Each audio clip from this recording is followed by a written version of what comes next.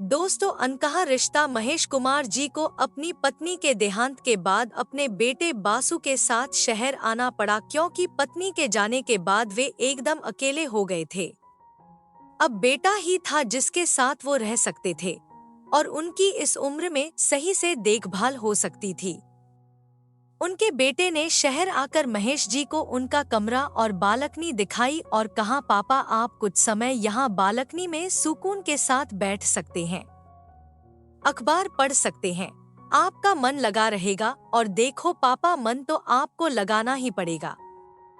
महेश जी भी अपना मन लगाने की पूरी कोशिश करते, लेकिन बुढ़ापे का एकाकीपन उन्हें खाए जाता था। आसपास कोई बोलने वाला भी नहीं था। बेटा और बहू अपने काम में लगे रहते, उनकी किसी खास काम के लिए उनके पास वक्त नहीं होता।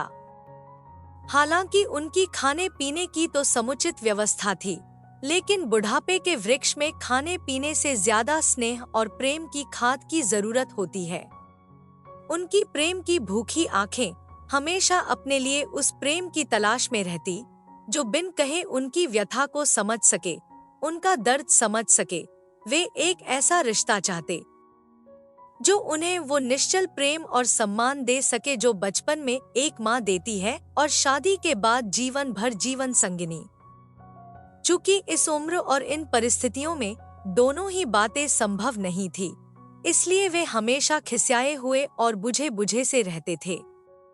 कभी कभार पोते के साथ मन बहला लिया करते, लेकिन वह भी अक्सर स्कूल की पढ़ाई में लगा रहता और एक छोटे बच्चे के साथ आखिर वह कितना वक्त बिता सकते थे। आजकल के बच्चों को तो वैसे भी स्कूल के काम और फोन से फुर्सत ही नहीं है। दिन में या रात में जब सब घर में आराम कर रहे होते तो अक्सर उनकी आंखें दिल के बोझ से बोझिल हो जाती, दिल का दर्द आंखों से आंसू बनकर निकलता और गालों तक अपनी राह बनकर निकल जाता। इस तरह से उनके दिन और रातें कट रहे थे। वैसे भी बुढ़ापे की सबसे बड़ी समस्या नींद का कम हो जाना होता है। उनकी बालकनी के सामने वाले फ्लैट में भी शायद कोई नहीं रहता था, क्योंकि अक्सर वो बंद ही रहती थी। कुछ समय बाद उनके सामने वाली बालकनी में कोई रहने आ गया। उसमें एक सभ्य व संभ्रांत महिला दिखाई दी, जो लगभग उन्हीं की उम्र की थी। उन संभ्रांत महिला ने अपनी कामवाली को कुछ समझाया, कुछ पौधे लगवाए, कपड़ों के सुखाने के लिए रस्सी बंधवाई और एक आराम चेयर और एक छोटी सी मेज लगवा दी। इस तरह वो वीरान सी दिखने वाली बालकनी अब संजीव हो उठी, किसी के होने का एहसास देने लगी। महेश जी और उन संभ्रांत महिला का आपस में गर्दन के इशारे से अभिवादन हुआ। क्योंकि दोनों बालकनी में दूरी ज्यादा थी, इसलिए इशारे से ही बातें हो सकती थी, और यूं भी तेज बोलकर बातें यहाँ शहरों में कहाँ हो पाती है। यहाँ तो हर इंसान अपने आप में मग्न है, आसपास की किसी को कोई खबर ही नहीं है। अब तो महेश जी को अपनी बालकनी अच्छी लगने लगी। वे अब आराम से बैठ अखबार पढ़ते थे। सामने वाली बालकनी में छाई हुई वीरानी अब बसंत का रूप ले चुकी थी। तुलसी का पौधा उनकी ईश्वर के प्रति आस्था को दर्शाता, तो मनी प्लांट की वेल व छोटे फूलों के पौधे जिंदगी की सजीवता को दिखाते थे। वैसे भी स्त्रियों को ईश्वर का वरदान प्राप्त है कि वे चाहे जहां घर बसा सकती है, उसे स्वर्ग का द्वार बना सकती हैं। बसंत ला सकती हैं, वीरानिया को बदलकर बगिया खिला सकती है। स्त्रियां घर के आसपास एक सकारात्मक ऊर्जा का निर्माण करती है।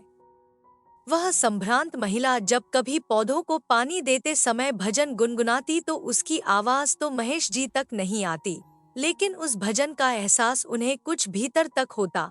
धीरे धीरे वो अपना एकांकीपन भूलने लगे।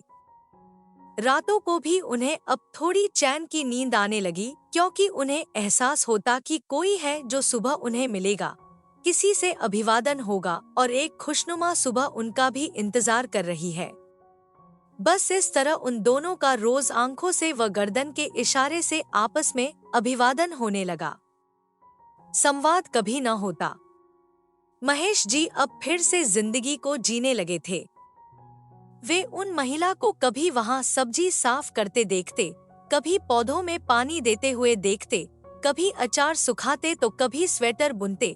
दोनों का आपस में कभी संवाद नहीं होता, बस एक एहसास होता है कि उनके आसपास भी कोई है। उन महिला की एक प्यारी सी पोती भी थी जिससे वो कभी कभी इशारों में ही महेश जी को नमस्ते करवाती, जिससे उन्हें और अपनापन महसूस होता। बस इस तरह दोनों में एक प्यारा सा अनकहा रिश्ता बन गया। यूं ही धीरे धीरे 2 वर्ष गुजर गए। एक दिन महेश जी ने देखा कि उन महिला ने ना ही उस दिन दीप जलाया, ना ही पौधों को पानी दिया। बस आकर आराम कुर्सी पर ऐसे ही बैठ गई। महेश जी को लगा शायद तबीयत खराब है। उन्होंने इशारों से पूछा क्या हुआ। उन्होंने भी इशारे से जवाब दिया सब ठीक है। लेकिन 2-4 दिन में उन महिला का बालकनी में आना भी कम होता गया। कुछ दिन पश्चात अब कई दिनों से वो महिला महेश जी को दिखाई नहीं दे रही थी।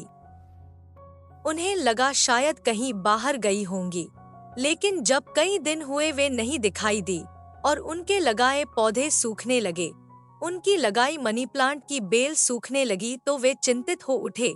उनका मन बेचैन हो उठा। लेकिन पूछे तो किससे पूछें? महेश जी को बहुत चिंता हुई। उनका अब मन किसी भी काम में नहीं लगता। फिर एक दिन वही काम वाली बालकनी में दिखाई दी जो पहले दिन उन महिला के साथ आई थी। वह आई और बालकनी की सफाई करने लगी। महेश जी से रहा नहीं गया तो उन्होंने इशारों से पूछा कि वे कहाँ है।